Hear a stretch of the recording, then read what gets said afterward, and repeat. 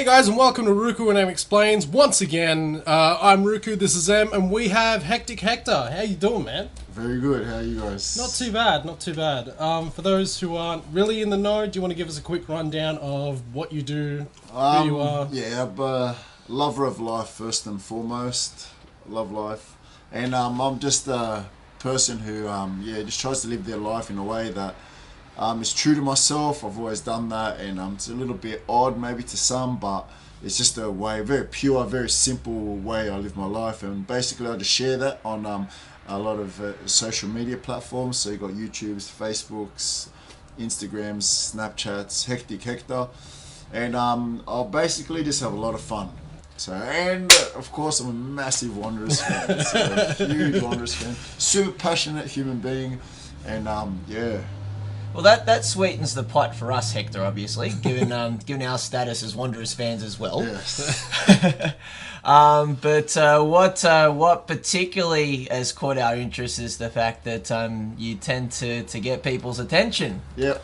And how we particularly came across you, firstly, was when you happened to take this big dive at this festival. Yes. And you somehow just got up and licked your wounds and got back into it. Yep. It made it all the way to America. So, Yes, yeah, did. do you want to talk us through all of that? Is there a Yep. particular technique you need to follow with that sort of stuff? Or Like I've said, from the day it happened, from the moment it happened, the first person I've told the story to every question I've been asked since, all glory and praise be to God. Because basically without him I wouldn't be here. That's who falls 20 odd meters and survives, let alone with just a scratch and a bruise, you know what I mean? So it's never my doing or technique, you know. So always, I don't even let that be a kind of thing I joke about, and give all respect, because that was a day where I had to give it a real second shot at life, you know. But in saying all that, it's great to have a laugh about it, and basically it's just a miracle. I've done it at other festivals before, and it's just an amazing feeling getting up there high above the crowd, and you can just feel as the beats are cranking, and you just kind of getting the crowd going, and you can feel that when that beat drops and you just fist pumping your life away. you had the scarf and you were doing a bit of that. Yeah, well, you can feel the energy of the place just be like, whoa, and then you can feel people just losing themselves as well. And it was a high that I felt at the previous festival. I can't remember what it was called. Future maybe, and it was even higher than that, but I locked my shins in, so I never stood on the top. This time I thought to myself, alright, if I want to do it, and it was night time, so no photos, no footages. I thought this time I'm going to do it again, but this time I'm going to do it in a lighter, so I can get a nice, profile pictures out of it, and do it in a light, so I can get that, and basically shot up again as quickly as I could. Watch for the, to get up there without too much trouble. And as soon as I was up there, first of all, what was in my hand was a bum bag, and in it was a camera. So it wasn't a scarf. Nah. So we've been conditioned to you, Hector. When we see you swinging something, we automatically assume it's a Wanderers scarf. Yes. The Wanderers wasn't around back then, so that was pre-Wanderers. Okay. Yeah, so it was pre-Wanderers, but obviously I was trying to get the, the RBB kind of spirit in it. That was practice for later on. But just up there, it was a moment. So the plan was to get up there, to feel it, to just look around. And then what happened is it was a moment of it's a pose I do in everyday life all the time. It's just, I remember I open my arms, I just look up to God, and I just thank Him for life. And I just take in the moment, wherever it is, whether it's on a beach, or maybe it's in a shopping centre, or on a scaffold, or, in the RBB. Just a moment where I just stop everything for a split moment, and I just realise how mad life is. Like, life's sick, and I'm so happy to be alive. And that's all it was, except it wasn't done soberly, let's be honest. And and it wasn't I would have had the feeling that you might have used something a little bit extra to get that courage, mate. Well, to be honest with you, mate, honestly, to get up there has got even nothing to do with the piss that was in my system. It's something that I've done before and since heaps. I love climbing. The only difference is that now I show climbing the respect it deserves. I gotta give climbing and life full respect. When you do these kind of things, it's fine to do, but you got to do them respectfully. You can't be doing them drunk, or you can't be doing them arrogantly. When that happens, you have a fall. It's a pride thing, I felt. Yeah. And But up there, I was in the moment, took it all in, leant back too far, and it was out of my control then. I remember falling and thinking, you know, oh no, I'm in trouble. Hit the ground, looked up and around, and I just thought to myself, I'm okay. And I thought, this is really strange. I think I'm alright. Well, what did you land on? Was it on the ground below, and I'm pretty sure I landed like on my shoulder. And yeah, security jumped on me straight away. They didn't jump, they just held me down and mate, you're not moving anywhere, you know, you might have broken your back. I said, I'm fine. I said, I'm fully fine, let me up. And they freaked out a bit, and then they end up after about maybe 5 seconds, 10 seconds, it was quick, they let me up. And you see in one of the footages, the crowd just all of a sudden celebrates. So 30 seconds after I hit the ground. He's okay. Yeah. And the security's faces white, and they were just like freaked out. Everyone just like, what is going on? And I was a bit sober. I thought, oh, I'm fine, just brushed myself off. And I thought to myself, if I saw that, my festival experience would be ruined. I'd be so worried about the person. I'd be worried sick, like, is he okay? Is he alive? Did he survive? And so I thought to myself, I can't ruin other people's days. I've got to go around the side and just fist pump to them and show them that I'm fine. Yeah. And so I did, and after a lot of arguing, then I got sent to the hospital. I refused. I finally got in. I got taken there. Got in the hospital. Took all the bands and everything off, all the Velcros or whatever else. And I was just waiting for the nurses to walk out. They walked out. Boom! I jumped up straight in a taxi, straight back to the festival. Didn't quite get in. The coppers stopped me there, but I gave it a shot. I was there on the outside, fist pumping still. So yeah, Going hard, Hector. It was a great you know, experience where it helped really emphasise my love for life. So Yeah. I thought to I myself think after after a that, bit of a tumble like that, you'd be appreciating it a hell of a lot more. yeah. I cop a lot of hate for it. I don't ever understand the logic behind that, but each to their own. If I was to see somebody, I'd be so thankful that they're okay. And but you know, and it's part of my life. It's not something I'm embarrassed about. It's not something that I shy away from. I'm absolutely delighted that it's happened, because I've come, you know, a long way, and I'm so glad that I learned that lesson on a 20-meter scaffold and not on a 100-meter cliff where I wouldn't have survived. Yeah. Do you know what I mean? So now that 100-meter cliff, I'll still sit on the edge of it, gladly, 400-500-meter cliffs, but I'll do it respectfully, slowly, and not drunk. Scale the stunts. Gradually get up there. Exactly. The next thing that where I suppose you got a lot of internet notoriety, or at least for me, was when you did that clip after the Wanderers won the Asian Champions League when you went to Bondi. Yes.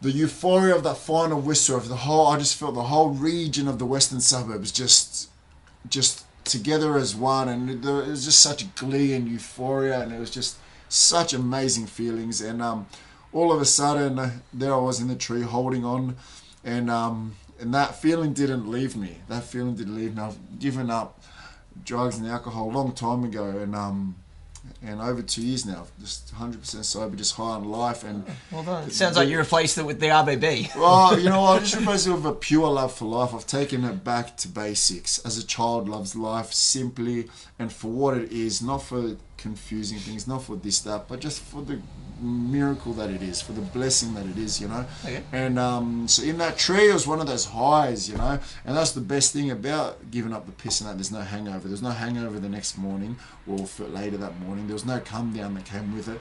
It was just a onward high which lasted over a week, and that was what I did in that one of those moments. I need to make this video and show what I'm feeling on the inside, because every time I look anywhere, all I can hear is "Where's your head?"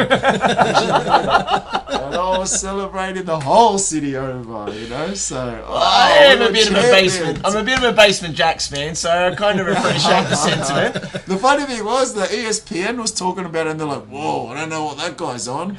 We just won the Champions League. Yeah. Well, the western suburbs of Sydney, which Yeah. didn't even exist one season ago, Yeah. just become the champions of all of Asia. If that doesn't excite you enough to go nuts and to lose your mind and to just, I don't know what will. That's insane. St Mary's, Mount Druitt, Erskine Park, St Clair, Colleton, Claremont Meadows, champions of any city in Asia. How many mind-blowing. How many people happen to follow your lead and storm Bondi Westfields after the success? I haven't heard of any. I do remember somebody mentioning it once on Twitter, saying something like, when they go up an escalator or elevator, whatever it's called, to that's what they feel like doing, and I'm all for that. Get out there and celebrate, you know. It's beautiful. Life's too short to care.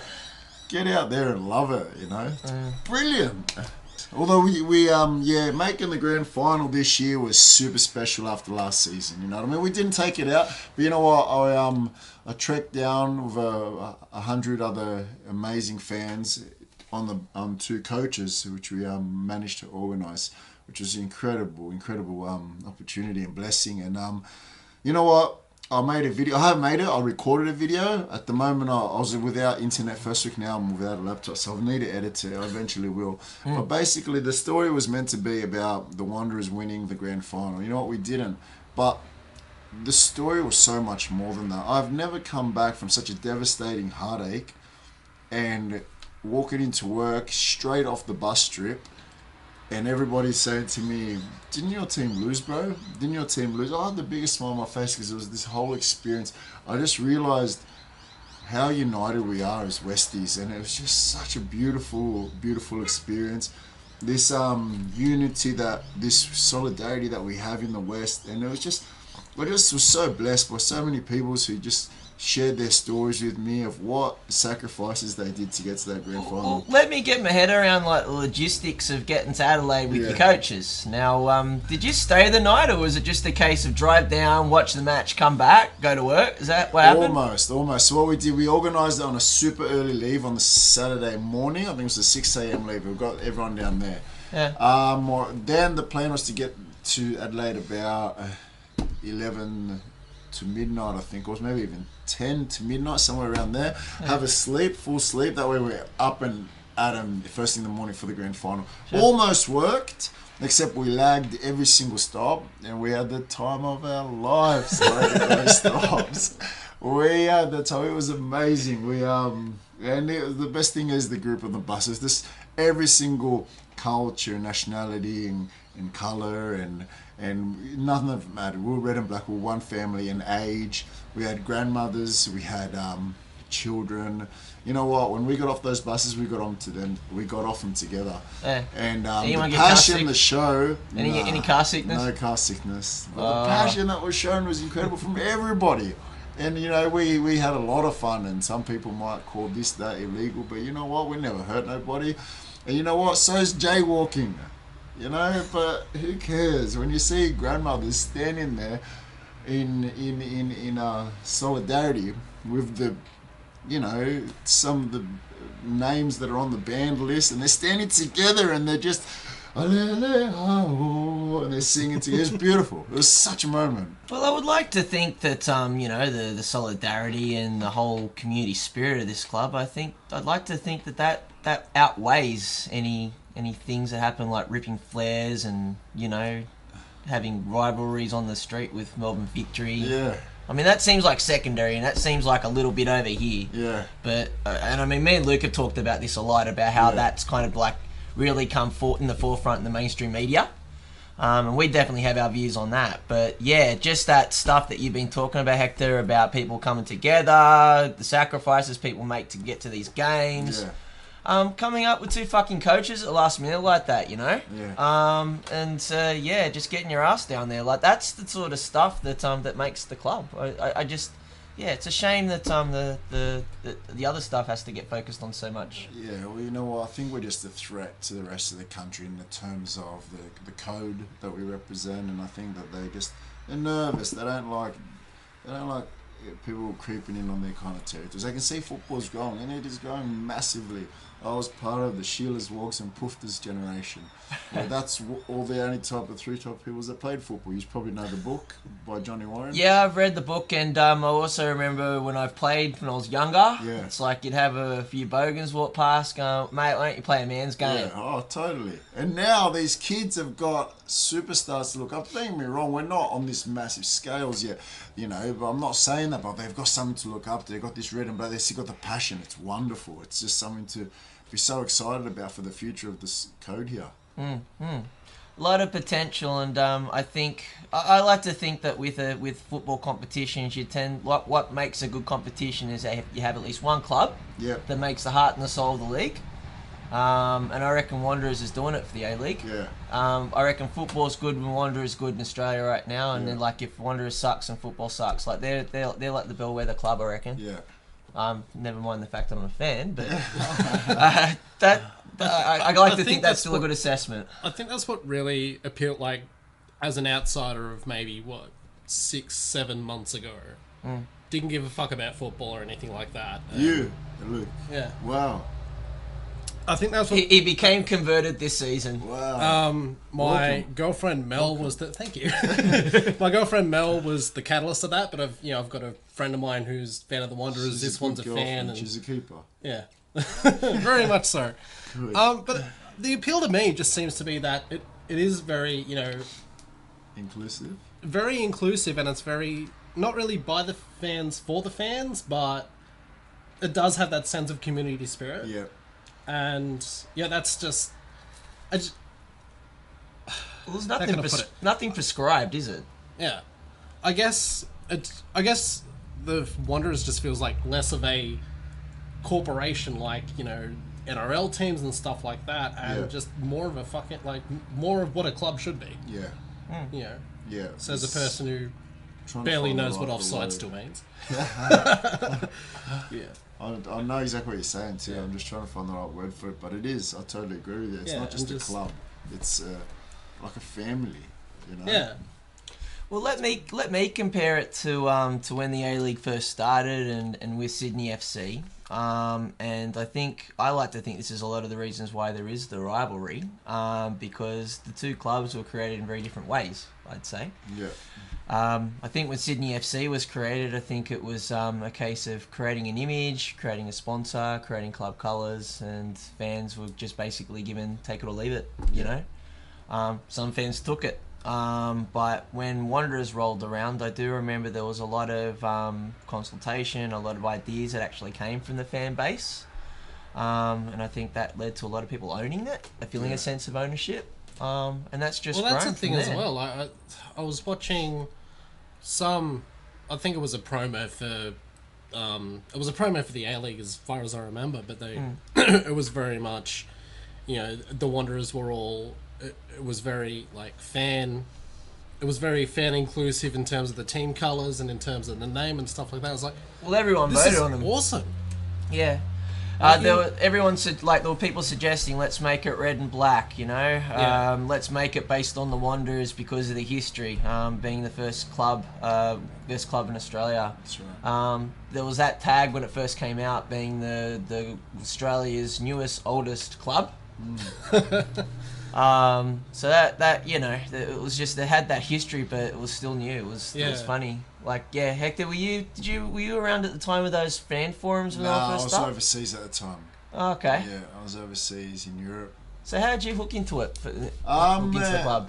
Season 1 kicked off, and I missed all that excitement pre-season. But it wasn't long. One of my mates said, "Bro, we've got a club in West Sydney. You got to come out and check it out with us." And Claudio, thanks to you, mate, got along there, and thing was, I never, with Sydney FC, with the league before that, I'm a massive football head, massive, I got in trouble all through school for it. I didn't care, parents said to me, "Mate, you're 15, 16, you're not interested in girls." Football was my life. I didn't care. And You played? Used to, yeah. Okay. Yep, had a lot of fun playing, but just too busy at the moment, and I like to give everything I give in life 100%. I can't give it 100%, I can't commit to it. Sure. But then I came along to my first game, and like I said, the league I followed the league, but I used to go for whoever was playing every home team. I'd always, because I wanted football to prosper, I wanted football to grow in this country. So Sydney FC, there was no connection there. It was fun to have a club that represented our kind of city, but I never bought a shirt. I never, had that connection. And then the Western Suburbs come along, and it was just, you stood in the stadium in the RBB for the first time, and it was just, you knew it was right, and it wasn't long before I was learning all the chants, and I was singing as loud as I could and screaming those vocals out, and it's brilliant. It's been fun ever since, and introducing friends that come along, and so and a lot more memories to make, I reckon.